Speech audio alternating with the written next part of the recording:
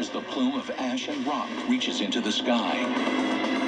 If they know anything about Yellowstone's past, they'll know they have little time before their city is devastated. The pyroclastic flows may go out as far as 50 to 100 miles away from the volcano. And so you'd see the pyroclastic flows coming across ridge after ridge after ridge, and then finally hitting where you are. So locally, regionally, it's absolutely devastating. Everything would be killed. The sky begins to darken as the ash cloud obscures the afternoon sun. The material is going to explode, violently to the surface, and the material's coming out at supersonic velocities. And the finer materials go 50, 60, 80,000 feet into the atmosphere. Then a second eruption begins on the other side of the caldera. Then another.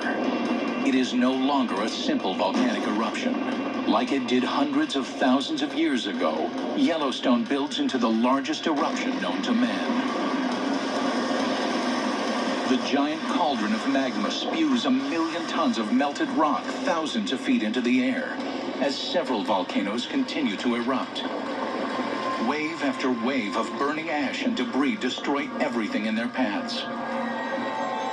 With so little warning, nearly 400,000 people are at risk. And it gets worse.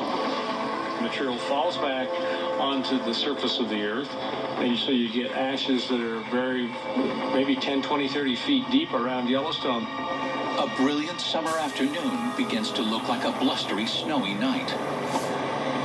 The weight of the falling ash collapses roofs across the states of Wyoming, Idaho, and Utah, killing thousands, while a cloud of lighter ash, 1,000 times larger than the one produced by Mount St. Helens, drifts eastward with the wind.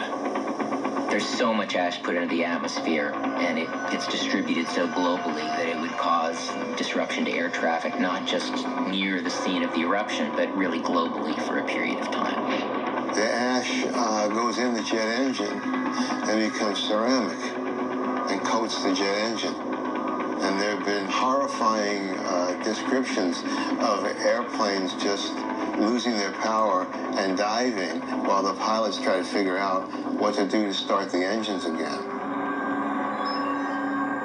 Air travel grinds to a halt as the ash cloud reaches the upper atmosphere. And then, the deadliest part of the Yellowstone eruption begins. There's lots of ways you can die in a pyroclastic eruption. And one way is to inhale the stuff and inhale these sharp pieces of glass. They attack the lungs, they attack the bones, they kill you from the inside.